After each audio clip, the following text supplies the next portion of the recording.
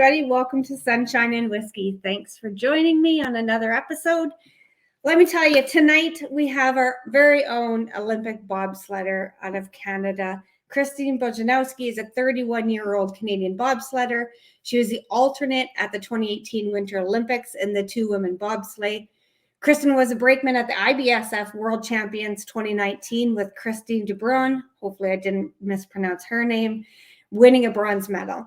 In September 2021, she broke the Canadian and Calgary Ice Hold women's push record, pushing 5.36, and the Canadian record has been previously shared by Shelley Ann Brown in 2009 and Cynthia Apaya in 2019, and then Kristen in 2020 at 5.41.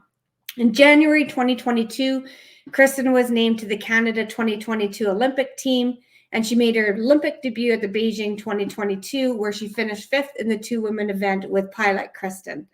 World Championships, silver 2019 in Whistler at mixed, bronze 2019 in Whistler in the two women, and another bronze 2020 in Altenburg, Germany at the two women. Let's welcome Christine to the show and bring her in. Hi. Hey. Hi, Kristen. Thanks for joining me today. Or actually, you're about 2 hours ahead of me. I believe you are in New York as well. Yeah, I'm in Lake Placid, New York.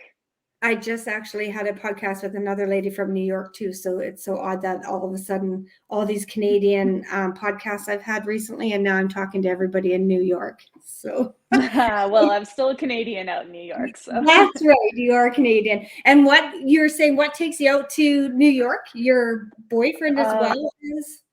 Yeah, my boyfriend competes for Team USA as a bobsleigh athlete, and they're based out of Lake Placid. So both locations have great training facilities for bobsleigh. So we could either do Calgary or Lake Placid, and we ended up coming out here. Yeah, absolutely. Why not? Right. For a while, you can we'll come back to Calgary when it's nice out in the summer and train here. Go back there in the winters. Yeah. So I want to welcome to the show. Thank you for joining me on this Sunday afternoon out in your time as well.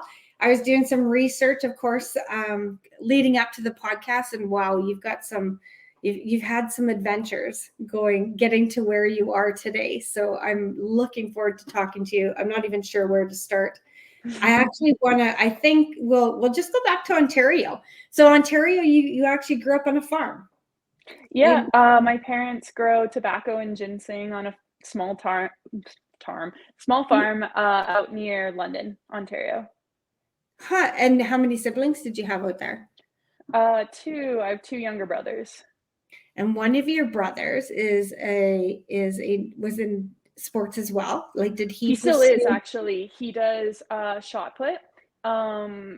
This past season was his last season competing at U Sport, so the Canadian university system, where he basically went back to try and break every record possible, and won both shot put and weight throw.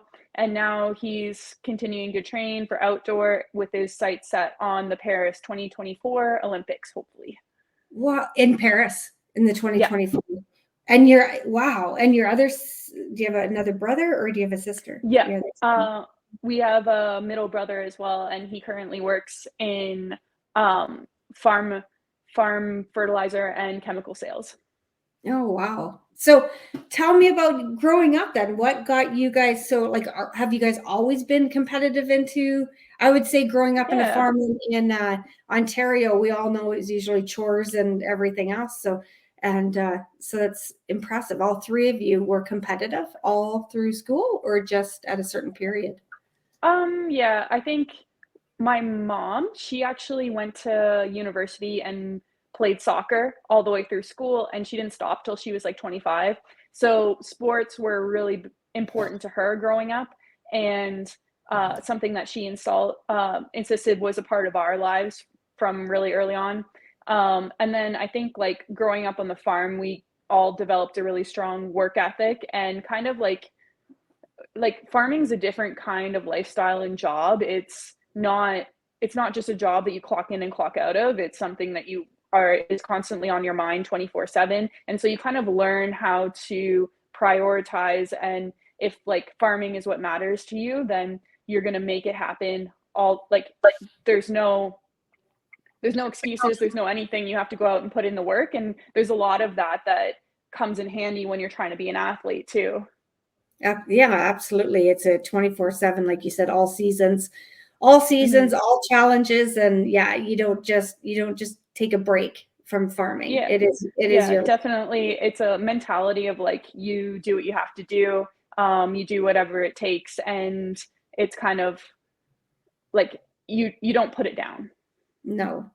You actually studied mechanical engineering and kinesiology, Yeah. right?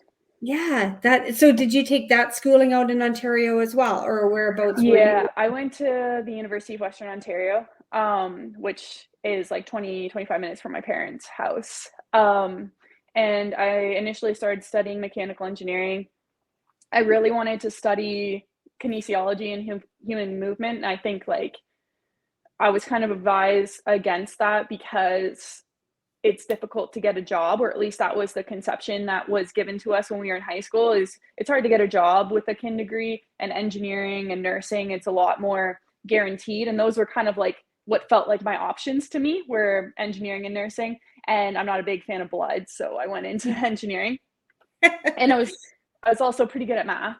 And but I really wanted to, I could see myself in medical engineering at the time, and I really wanted to study kinesiology. So I kind of just found a way to make that work. And I was the first person at Western to do, Western's really big about advertising at the time anyway. I don't know about now, but they're concurrent education. So basically customizing your education based on your interests. And a lot of people did concurrent degrees in a lot of other things. And I think I was the first person to do engineering and kinesiology, and it was really difficult. And I had a lot of classes that overlapped. I had to get permission all the time to take two classes at the same time, or just had the craziest schedule trying to complete this. And were you going to, like, did you go to school on a scholarship, or were you doing this as well as starting to get to different levels of the expertise in your sports? So I went and I did compete on the varsity track and field team. The reason I actually chose Western, I didn't initially, when I was in high school, try to get a scholarship there, because when I was initially looking at schools, I first had my heart set on going to the States. And then I also, at the very least, wanted to move away further from my parents. But then I had a bout of pretty serious injuries when I was in my final year of high school. So at the time when I made the decision, I was kind of like dramatic and sensitive, and was like, I wanted to pick a school essentially that I wasn't going to be forced to do track in. I was in an emotional state where I was pretty much done with sport when I was choosing which university to go to. Yeah. So I chose Western, literally because they had a good engineering program, which was what I was going into, and because I didn't have a scholarship offer there. So there was no obligation to do track and field. That ended up changing really quickly as soon as I got to school. And of course, because Western was basically where I trained all through high school, very quickly I was back out doing track. I took the summer off and tried to recover. It didn't work that well. I ended up dealing with the same injuries all during my university career. But I definitely couldn't keep away from sport as soon as I entered university. No, once you're into that, it's pretty hard to just walk away from that, even with your injuries. Is that so? Yeah. Share your journey on how, I guess, you went from track and field and went through schooling and went through some different things then. But how did you get from track and field into bobsledding? Yeah, so I did track. I was injured. I was pretty miserable, and honestly struggling a lot with my mental health, struggling a lot to keep up with first year school. Some people, while I was in physio multiple times a week, suggested that like, your knees aren't getting any better. Why don't you try rowing, because you're tall and fit? So I actually tried out in my second year for the novice rowing team, and I ended up doing that for 2 years. And I was, I guess, part of their new talent identified program at the time then. So that was really cool to be a part of. But at the end of the day, I am really not an endurance athlete. It was an awesome experience and I loved it. But I was struggling to keep up with school, struggling still with my mental health, struggling with rowing, and it wasn't quite the right fit for my body and stuff. So just a lot of frustrations at the time. I ended up taking a full year off of varsity sport, my fourth year of university, and I actually just guide ran, which is I helped a visually impaired athlete run. So it was kind of like at the time a way to be a part of sport, but there was no pressure on me. Yeah. So yeah, so it was really cool. During that time, I kind of trained with just the club, not the university, and I guide ran with her name was Sarah, and then basically just enjoyed track and field without any pressure. And then my final year of university, I went back and I competed in track and field again, but I had to do a bunch of like weird technical stuff to deal with my injuries. And when I graduated from university, there was a lot of pressure from family and people close to me to give up my dream of like competing for Canada because I just wasn't improving at all. I was constantly injured. I was upset all the time. So I basically went cold turkey and started working for a couple of years. And I initially worked as a prosthetic technician. So I was building artificial limbs. I took an internship in Washington State where it was an engineering company that was building artificial fingers. And that's where I started doing CrossFit. So at that point, for about a year and a half, I pretty much did no physical activity. And I hated all sports and kind of like was really negative towards it. I didn't want anything to do with sport. And then I started doing CrossFit, and right away I was obsessed and went from once a day to showing up twice a day most days to the CrossFit gym. And it kind of just lit this fire under me. I was like, there's no way that I'm done with sport. And even if everyone around me thinks that I should be done, like I wasn't ready to be done. Right. Eventually my brother Mark, who does shot put, made his first national team, which was something that I never got to do. He was doing fantastic in sport. He was like winning all these medals at the provincial and national level for his age group. And then he made his first national team. And it really, like at this whole time, like my mental health is not super great. So it just like crushed me. And after being upset for a little bit, I started looking into like, it was kind of like the shove over the edge I needed to re-look at where I could possibly rejoin sport. And I came across that there was a bobsleigh camp in 2 weeks, and I'd been doing CrossFit, so I've been lifting, but I hadn't sprinted in like at this point over 2 years. But yeah, I showed up to the camp, went really well. They invited me out to Calgary to try pushing. Then they invited me out to the national team camp, which was for that Olympic team. And then basically I ended up quitting my job at the time and never looking back. So who did you know that, like, did you actually have a coach or somebody? How did the bobsledding camp kind of catch your wind? I think for a couple of years while I was doing track, there had been a number of people who suggested that I do bobsleigh because I didn't know much about the sport, but they knew that like it was good for bigger, stronger, powerful people. But I kind of laughed it off because I love track so much. And so it was kind of in the back of my head as like an option, but I never had like the guts to go after it.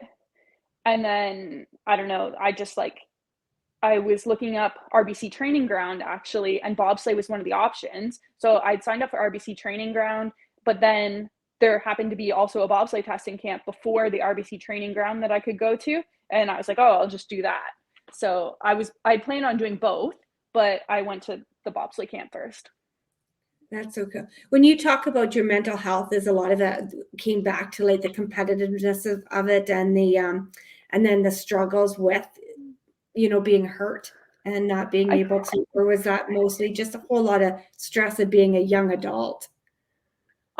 there's a lot of all of it, but I think from a very young age, I put a lot of my own personal value on how well I did in sport, and my biggest dream was to keep compete for Canada and to reach these levels. And honestly, there's a long time where I thought it was my only value was how who I was as an athlete and how I performed. I didn't think that people liked me for anything else other than that. So then when I didn't have that, I was kind of just lost, and then watching my brother and other people succeed and continue to pursue their goals just like hurt a lot, I guess. And I yeah, I it just it made me really miserable, and I think there was a part of me inside of me that felt like I had also given up on myself. Like there was a lot of like I was not doing well in track, so it made sense to stop. Like any normal person would say, yeah, that made sense, but it still hurt a lot to do. To have to walk away. Did you end up having to have surgery and stuff on your knees, or were you able So to work through that? yeah, I was supposed to have surgery, and then basically it was after I graduated from university, and then when I was gonna stop sport, I suppose, I decided not to do it. I became kind of like a chicken and also bitter. I was like, if I'm not gonna continue sport, what's the point kind of thing. Yeah. And also the surgeries for like tendinopathies and stuff, their effectiveness, their efficacy is not super high. So there was no guarantee that if I got the surgery that I would be better. Geez, that's scary, right? And that's a lot, like you said, at such a young age, and being competitive and going, wanting to chase that dream, to have to also deal with the injuries, and which is consistently, which drives you into where you're at today with all the, even kinesiology, taking Yeah. that, and the mental health side of it. So right now, I guess, now that, you kind of come through, what's your typical day looking like now? What's a day for you after Beijing, Hmm.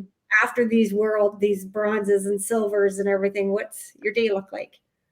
At the moment, it's a lot of studying and training. Uh, my boyfriend and I just got the Harry Potter Legacy game, so Ah, it's also a lot of we trade off playing video games. He's getting a lot further than I am in the game though, because I have to study and he's just chilling. So have you? That's what I did see that. So have you been to like Disney and seen the whole Harry so Potter? Josh is actually from Orlando. So I we've been to Harry Potter World twice, and we've been to Disney now once. So we actually just went to Harry Potter World a couple months ago with his family. Oh, so it's so much fun, right? I have a Harry Yeah. Potter person in my world too. My oldest, same age as you, a year younger than you. Same thing. Grew up with the Harry Potter. Which one's your favorite? Which movie's your favorite? Oh, I really like the sixth movie because I'm really into like just the world in general, and I think they do a really good job of showing that in the sixth movie. Which one? What's the title of that one, That's the Kristen? Half Blood Prince. That's a half one. Yeah. He's still trying to get me to watch all of them, which I will. I keep thinking if there's like some weekend in the winter where they all are actually on, maybe I'll just do like a Harry Potter. There's always marathons on TV around Christmas Yeah. if you're looking for it.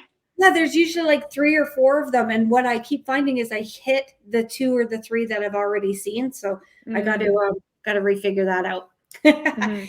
So your support system, even from such a young girl on the farm into all the sports, and then moving through and getting, who's your biggest support system, and how are you, who is that, and how are they getting you through each of these things? How do you lean on them, and especially when it comes to your mindset and your goals, not even just with the Olympics, but you're doing a lot of schooling, a lot of educational work.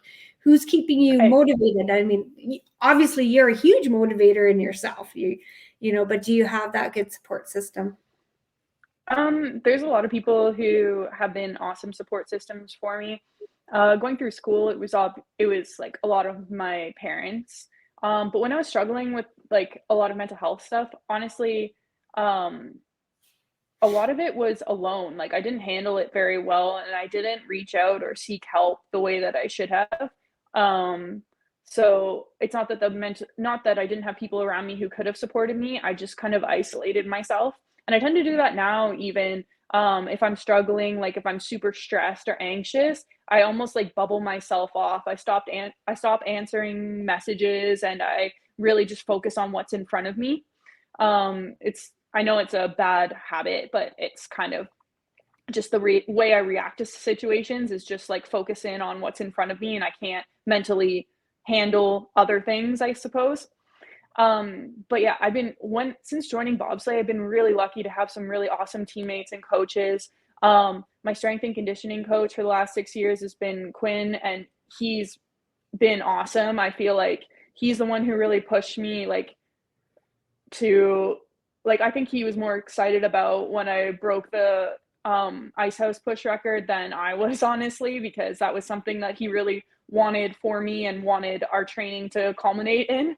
And then my teammates also have been really awesome. And of course, like my family still, and Josh, having a boyfriend within the sport is really awesome, because we can talk about things kind of like objectively, but also when we're struggling with things in sport, we can take it's someone who understands, but also we know how to like take ourselves out of those situations. Let's say when we're on tour and we're getting too wrapped up in sport, like we can just watch movies or hang out together or whatever and get away from it.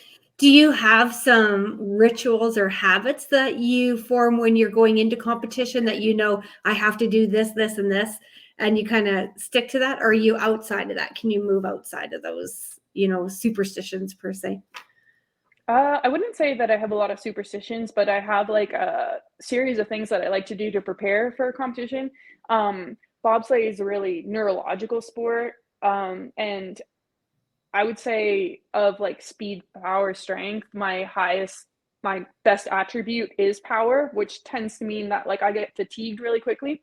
So I put a lot of priority and focus on rest and recovery. And then also, whether people think it works or not, I always try and like ice bath, get lots of naps.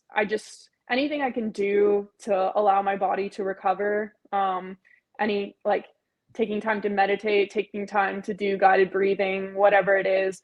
I find those things to be really important. I'm also an introvert, so taking time for myself, these aren't like rituals or superstitions, but they're ways that I prepare for a competition. That's right. Absolutely. Meditation is such a strong one, just sitting with yourself and getting back in, especially if you're introvert, probably one of the nicest ways to just sit and listen to our own selves. You are, that kind of brings me in. You're part of, it's called Train Fit Motive, is it? Train Fit. So I just started with them. I actually haven't taken on any clients yet, but I'm really excited because in the last year, I've taken a lot of time to get some nutrition certifications, sleep, stress management, and recovery certifications. And then, like I mentioned before, I'm taking my CSCS this week. And through Train Fit Motive, I'm hoping to be able to be a wellness coach to basically help people with their training program, the nutrition, but also their sleep and stress management. So kind of like a holistic coach for people. I actually haven't started taking on any clients yet, but that's something that I'm working on. Yeah, maybe when schooling is a little bit under your feet and you got it's I'm hoping, because it's remote, which is perfect for me and fairly flexible. So actually I'm hoping within the next couple of weeks to start taking on clients and helping people. Oh, good for you. And so it's remote anywhere. How do they reach you? Just on websites, or is it referrals, Kristen? How do they? Yeah. So you can reach me through the Train Fit Motive website or on Instagram. My Train Fit Motive email is linked to my Instagram now. So through that's a great one, because I was reading up on that one, and there's a huge team with that. With that team, with Train Fit Motive, I think is what the name. They're based primarily out of Manitoba, but they have coaches, like they're growing their coaching base and all over the place. So it's cool to be a part of. It is. So tell me, out of all these, you had 2 bronzes and a silver, 5th in the Olympics. Like which experience probably now, if you're to look back at it, which one? I mean, do you have a favorite, or are they all lined up right together for different reasons? Yeah. So there, I do have favorites. My favorite individual thing was the Ice House record. My favorite team thing, so Christine and I in 2019, 2020, we won the overall Crystal Globe. And that was kind of like, it's the combination points of an entire season. We came third in that. Sorry, I shouldn't say we won the overall. We won an overall Crystal Globe, and it was third. And that was really cool because aside from one race where I was injured, we did every single race together. And that's not usually something that happens in the Canadian program. So it was something that we were really working on throughout the past quad, on being a team and achieving things together. And we worked on our pushing together. We worked on our equipment together. We did a lot of things as a unit. And so I was really proud of that accomplishment, because it was something that, I mean, all of my accomplishments are achieved with Christine. But that one was a big one because it was like a combination of our entire season.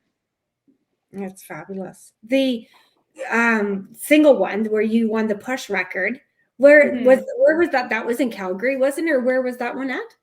That's in Calgary, yeah. So the Ice House in Calgary, it used to be the only one in North America. So like now there's one in Lake Placid here, but there are records there, and there's Canadian records, but then there was also Ice House records, and they kind of almost became like unofficial North American records, I guess, because the US would come and do their testing there up until a couple of years ago, and lots of other countries like Team China would come out there, the Jamaican team, anyone who basically didn't have an ice house in their own home facility. Korea would come out there a lot to train. And so the records were, I remember there was like one of the first things I noticed the first time I went to the Ice House was like, oh, like these people are a big deal kind of thing. They were up on the wall, and yeah, so it's not just like a Canadian record, but it's compared to a lot of people who have been really awesome in the sport throughout the like last couple decades. And that was probably one of your most defining moments. I can imagine how excited you were. Yeah, it was a really big deal. Just because I think it was something that there's a few people who had been telling me for a while that they thought that I could do it. And so to actually, like, I think I probably doubted it more than quite a few people. And so it was cool to have them feel like they were proved right, and also to like go in and felt like I really executed something really well.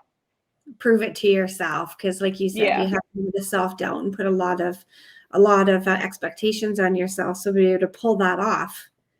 Totally. And the year before, my coach and I have talked about this, and we kind of think like I was in the same or very similar physical shape the year before, but I struggled to keep my nerves under control, and then as a result wasn't as technically efficient as I should have been.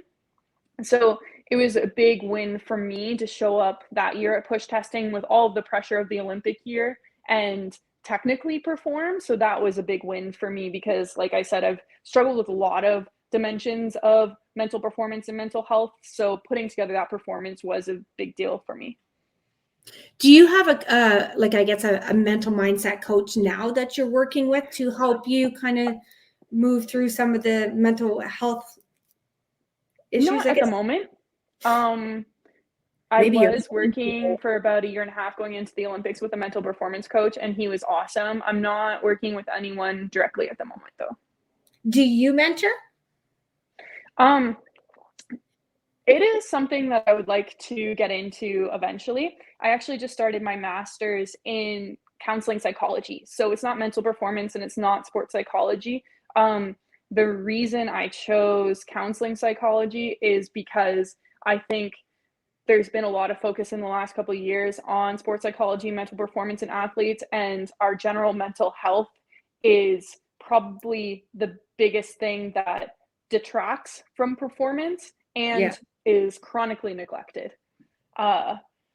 in high performance sport. So that's an area that I would like. If you look at Simone Biles, if you look at Bianca and Bujnowski, there's a lot of high profile people, Michael Phelps, who've all come out talking about their mental health issues in high performance sport.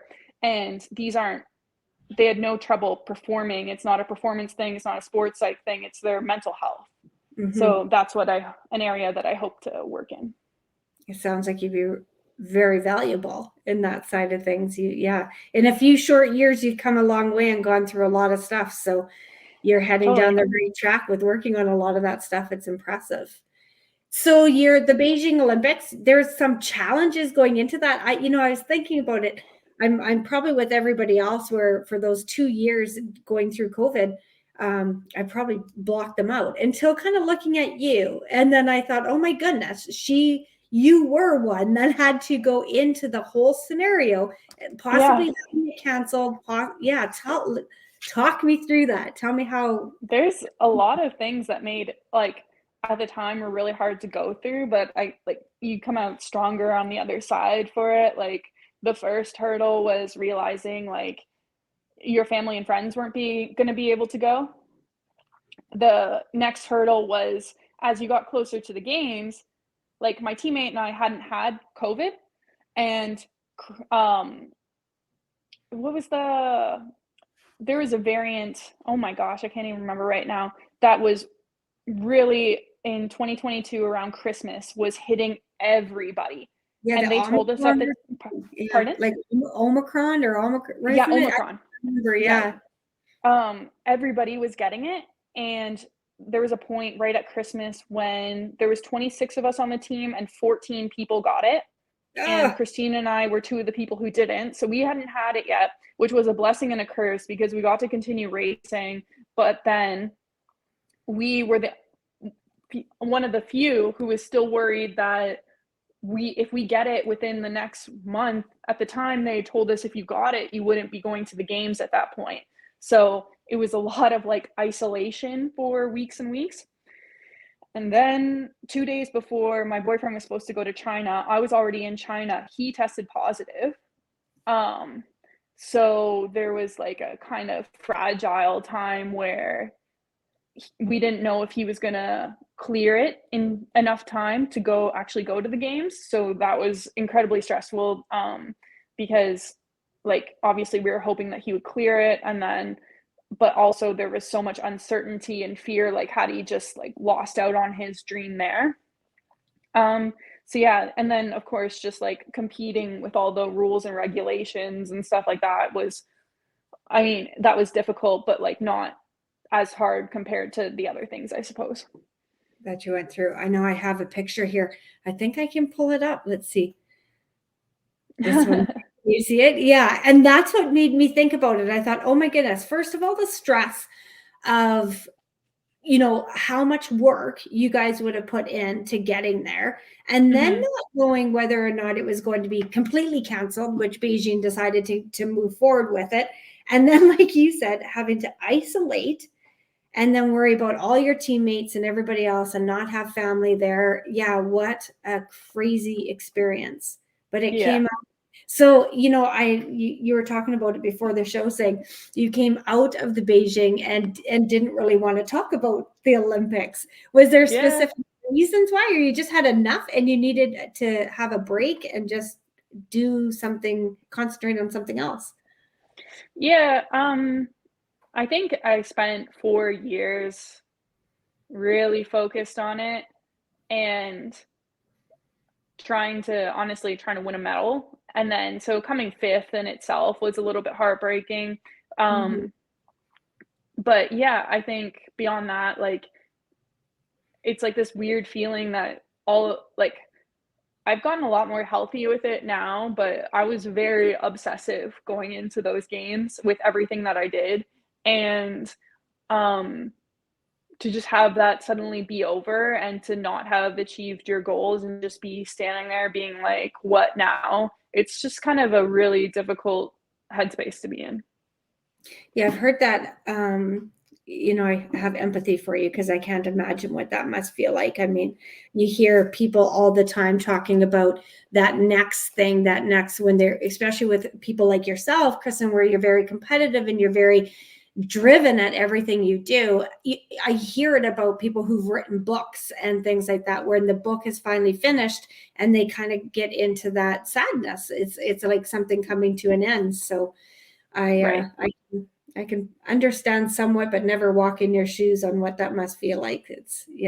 And especially to look forward to the next thing, but at the moment you're like, well, it's just bullshit. Yeah. It's just bullshit.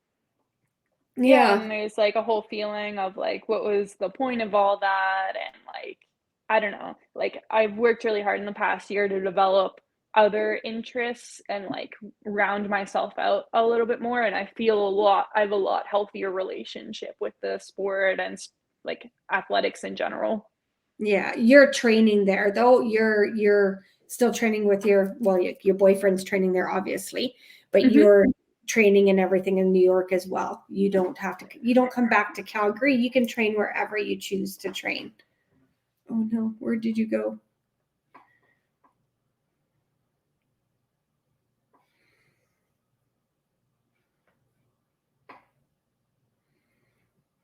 Let me just see. I think I lost her. I'll have to see if she can come back in. Here she comes. She's back in. Hi. Oh my Hi. gosh. That's okay. Oh, well, you didn't have to go. I didn't touch anything. I don't know what that's happened so there. weird. I'm like, oh, I lost her. But that's okay. That's the one nice part of doing this. Anyway, I'm glad to have you back. I want to talk about your tattoo. I love tattoos. I don't know, I got tattoos all over. But you have written somewhere that you've got a tattoo behind your ear and it says fight on.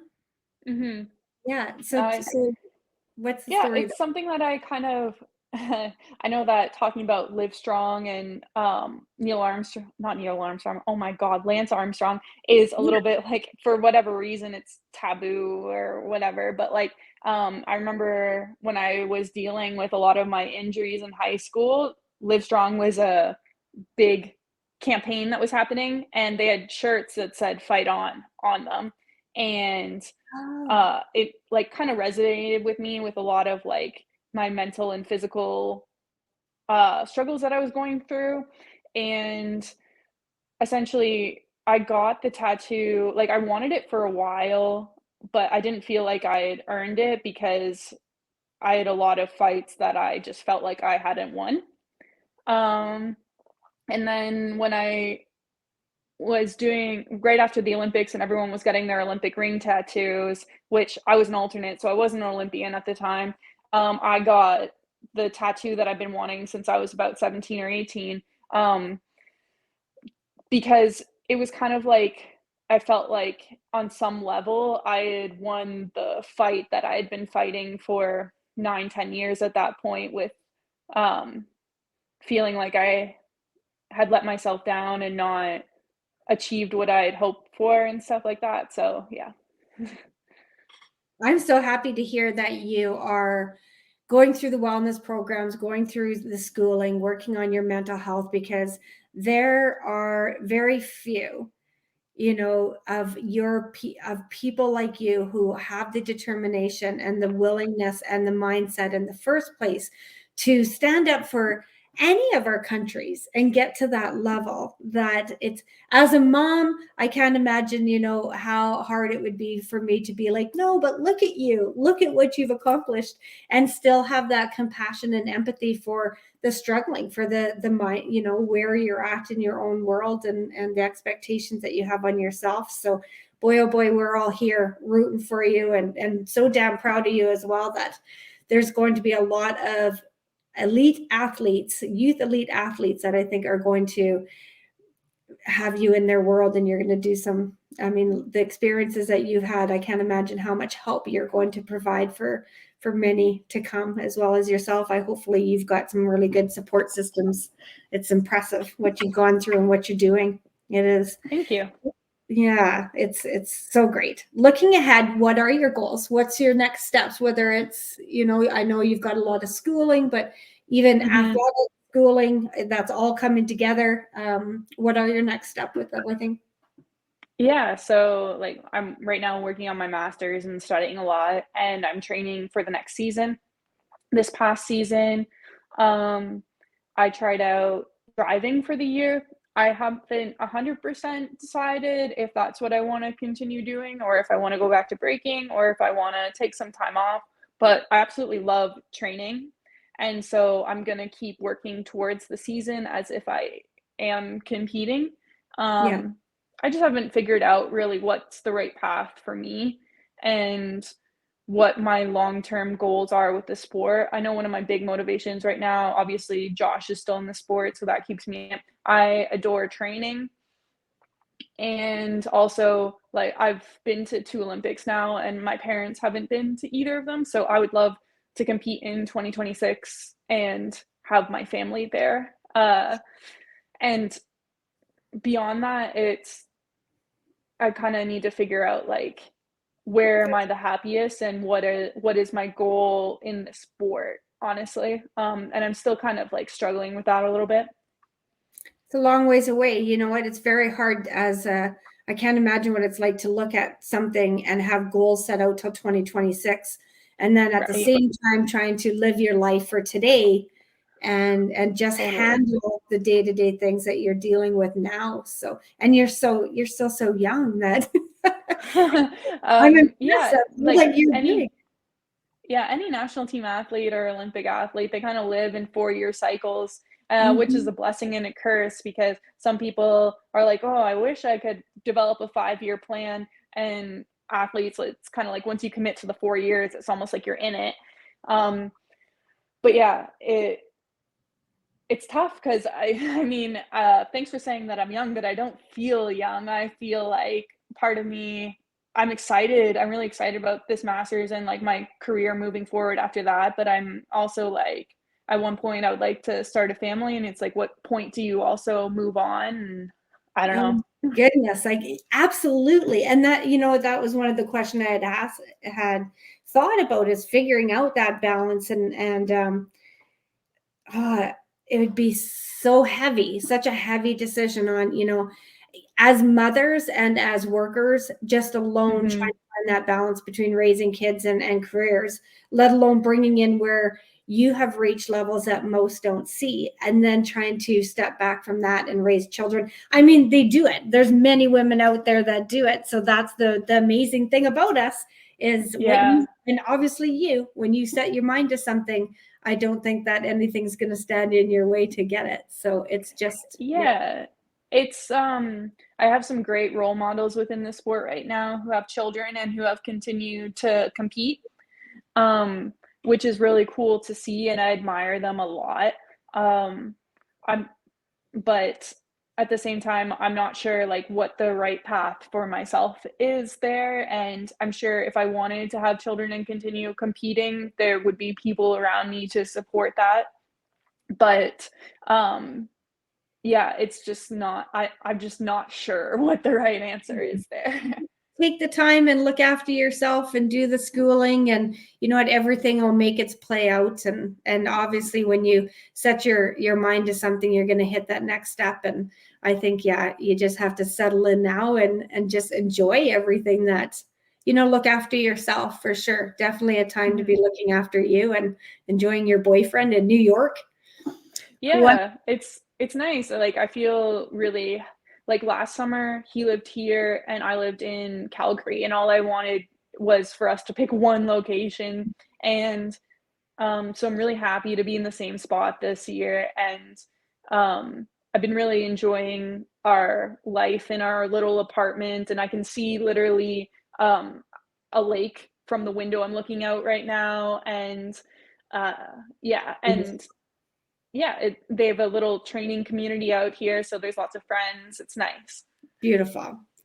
If you, before I let you go, we're going to do a couple questions, but if you were to share with young athletes any sort of advice, or if they wanted to represent their country and kind of follow the same suit that you have, I'm sure you get asked this all the time. Like, what would you share out of your experiences now?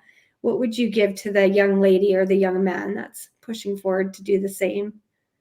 Um, honestly, it's okay to quit and come back to something. I think there's a lot of pressure on people to not give up on their dreams, and maybe I wish that I hadn't, or maybe if I hadn't, I would have really burnt myself out and never had this opportunity. Um, but if you have a dream that you want to pursue and you've given it up, it's okay to go back to that. Um, and it's okay to put that back in the forefront in your life. Like, just because you've stopped it or quit or whatever it is, you've made that choice for you, it doesn't mean it's gone forever. No, that's very wise. That's right. It's okay to take that break, look after yourself, pivot, think about Mhm. something different. That's awesome. At the end of our show, Kristen, I always do what I call a 3-shot nightcap. So it is me just asking you 3 questions that are kind of meant to be fun and just shoot them off top of your head. If you're to break out of your nutrition routine right now, what's your number 1 go-to bad food that you're like, that's what I need to have? So that's the thing. I'm kind of anti the whole bad food. I think, like, if you label things bad foods, then you want them more. Or that's right. Like, it's kinda, and I'm also not into the whole, like, oh, 80-20 or 90-10 rules. I think, like, learning to listen to your body, and also, like, okay, this is kind of like a tangent, but I create nutrition goals for myself, and it's not like an entire meal plan. Like, Yeah. right now, it's like I track how much protein I have, and I track water and how much veggies I'm eating. And then the rest of my food, it's just like eat till you're full kind of thing, just like listen to your body. Um, so, but like, I love cheese and charcuterie, if that's your bad thing, but I don't even think that that's bad things, because there's tons of, if you're getting like good quality stuff, there's tons of healthy fats in there and protein. Absolutely.